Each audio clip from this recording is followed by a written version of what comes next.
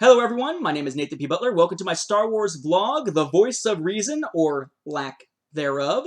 Hopefully didn't ruffle too many feathers with the last two vlog entries, but you can sort of see where this series is going, hopefully. As always, if you have questions that you want answered as part of the vlog, put them in the comments or email them to nathan@starwarsfanwars.com. I will try to work them in here on the show. This is the last of the ones being recorded in the initial batch, but I will be recording more episodes in the relatively near future here.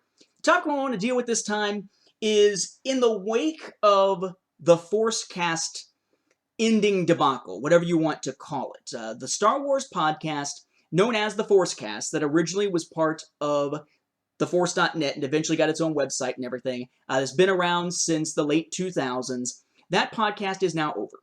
And it all seemed to have happened overnight. There are conflicting tales of what happened, whether it was creative differences between new team members and old, whether it was about diversity or lack thereof, and sort of the social justice call for more diversity once the show shifted creative teams or whatever. There's a lot of tales as to what happened to it. I wasn't present for any of it. I don't want to delve into that. I do not want to speak out of turn. It is not my place to talk about those things. I try to be intellectually honest here and the podcast and the other projects that I'm dealing with, and when I don't know enough about something to comment intelligently on it, I'm not going to. This is one of them. But I can speak intelligently here about the ForceCast in relation to the Star Wars fan audio genre's history, and hopefully I can clear up some misconceptions that have been being bandied about here. I'm not sure if it was members of the ForceCast team or if it was just people who had listened to the ForceCast and whatnot, but on social media there started to be this undercurrent of people referring to the ForceCast as the first Star Wars podcast. Oh my god, the first Star Wars podcast is over. This is horrific. And whether it's horrific or not is a matter of opinion depending on whether you like the show or not. But the fact that it was the first Star Wars podcast, that's not a matter of opinion, that's a matter of objective fact, and it is factually false. In no way is the ForceCast the first Star Wars podcast. That ship sailed long before that.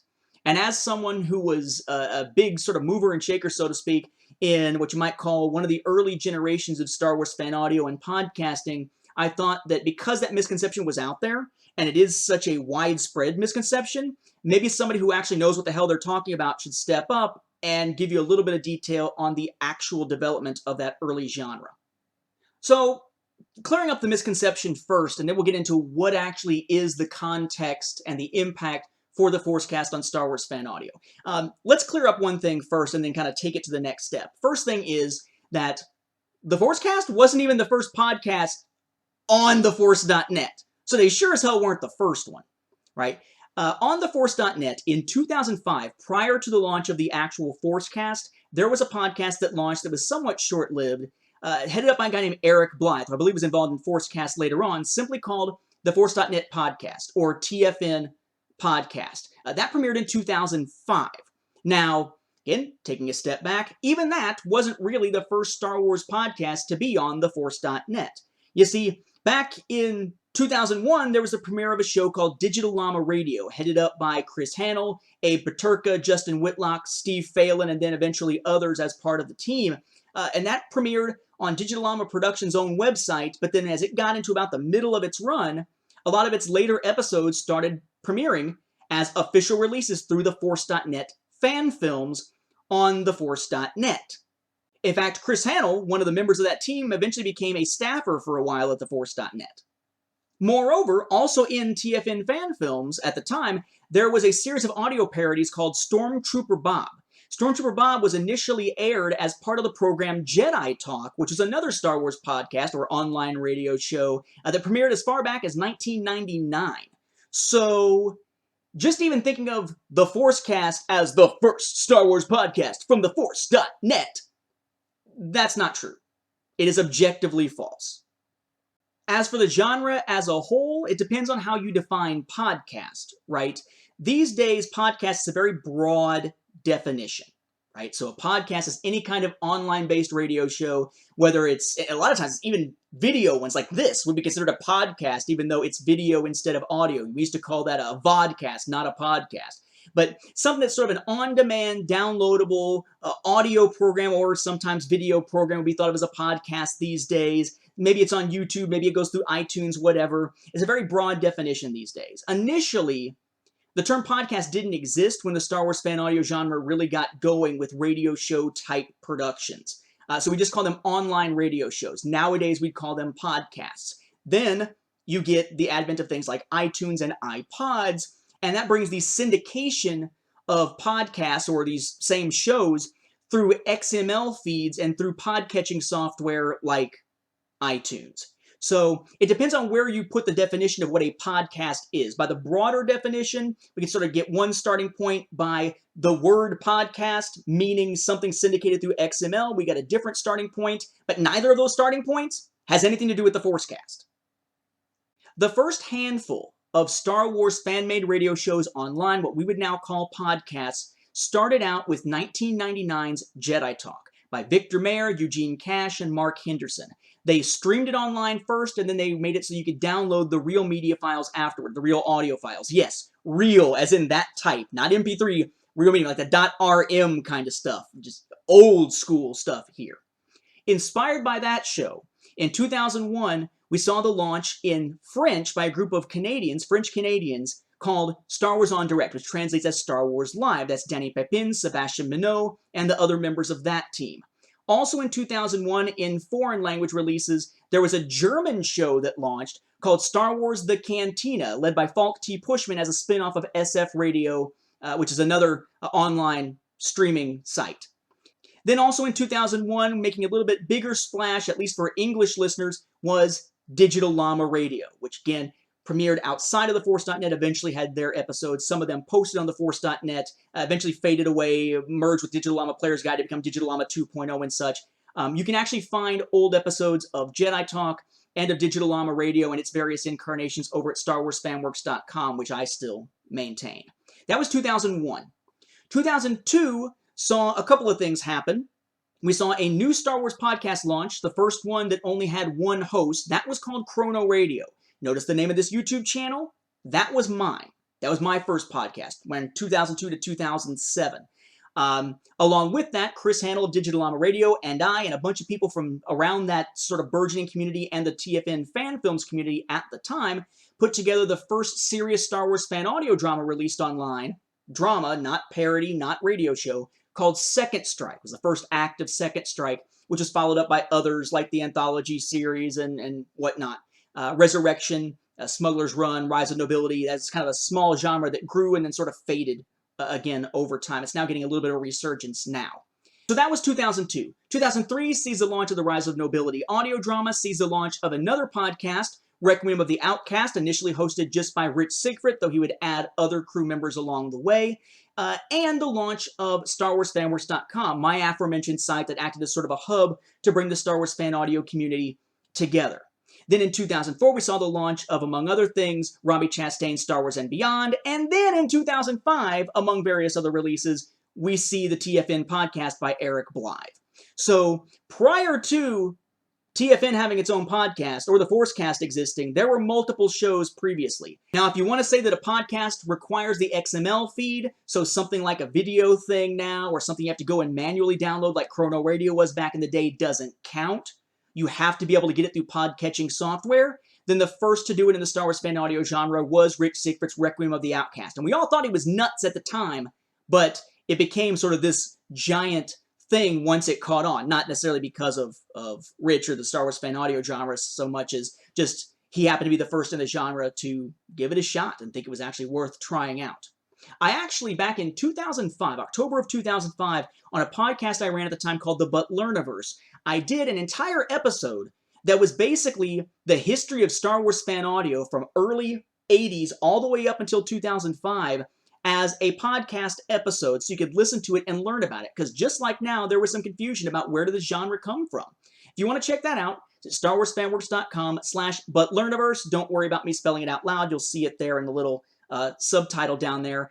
If you go on there and you go into regular episodes over on the left and then scroll down and click back to older episodes, this would be episode number 4 of the Butlerniverse. A detailed development and historical chronicle of the Star Wars fan audio genre, podcasts, audio dramas, audio parodies, from its inception as a genre through the internet age beginning up through when that episode was released in October of 2005. There's a whole lot more to the beginning of Star Wars podcasting than the ForceCast.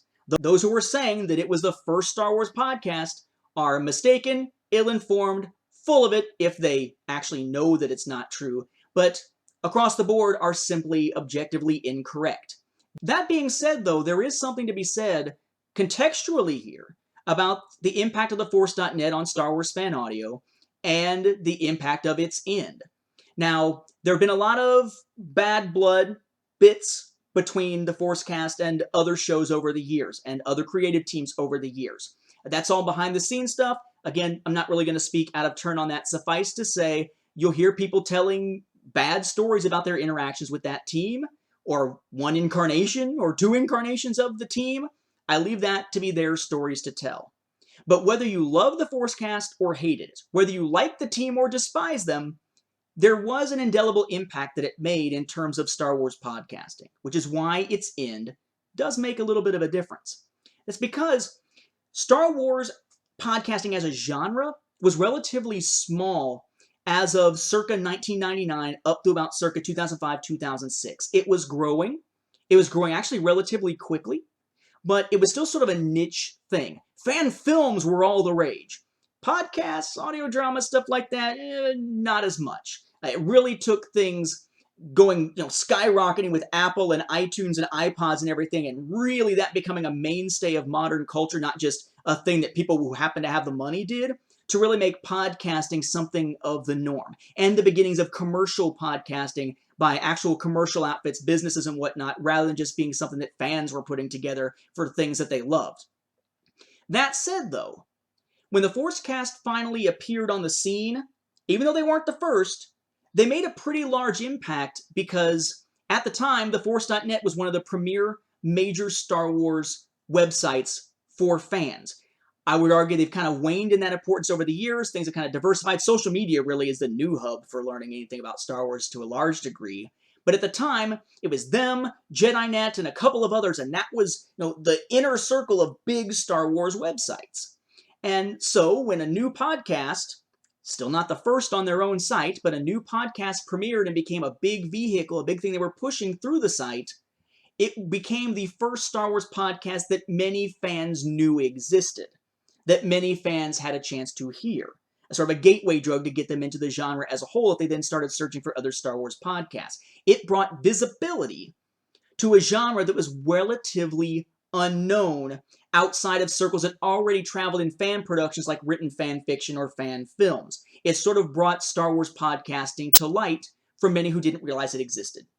I would say, if we were to make an analogy, that in a sense the ForceCast is kind of like the X-Men movie with Hugh Jackman that first came out, or maybe Spider-Man 1 with Tobey Maguire. Okay, we'll try to forget about Spider-Man 3. The analogy fits. I mean, those weren't the first successful comic book movies.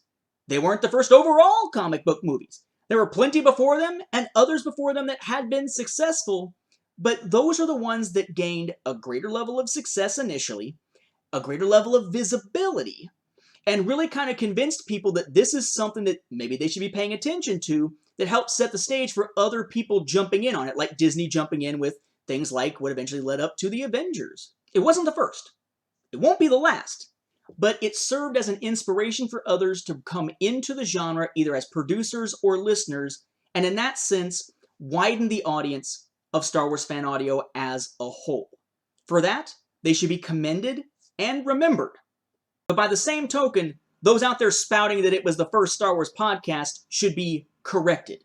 Because in spouting that nonsense, they're doing a disservice to really an entire generation of pioneers in Star Wars podcasting. Henderson, Cash, Mayer, Hannell, Paterka, Phelan, Butler, and so forth. Yes, I take it a little bit personally, but am I going to rant and rave about it? Are you going to see me engaging in Twitter wars with the people who are saying it's the first? No. It's a hobby. But I believe in intellectual honesty, and if we're going to talk about Star Wars podcasting, we need to have a real historical perspective. Americans are often criticized for how sometimes we don't have any historical perspective beyond the founding of our own country in the last few hundred years, encompassing the country and the colonial era. But in a sense, It's kind of what we're doing here if we're going to believe what some of the people are saying about the ForceCast. Yes, history existed before they did, but that does not negate their place in Star Wars fan audio history. To those of you who are watching who may have been team members of the ForceCast at some point, I wish you well in your future endeavors, whether they be podcast or otherwise. May the Force be with you, and to everyone else out there, we'll wrap up this episode now, and may the Force be with you as well. Catch you on the next vlog.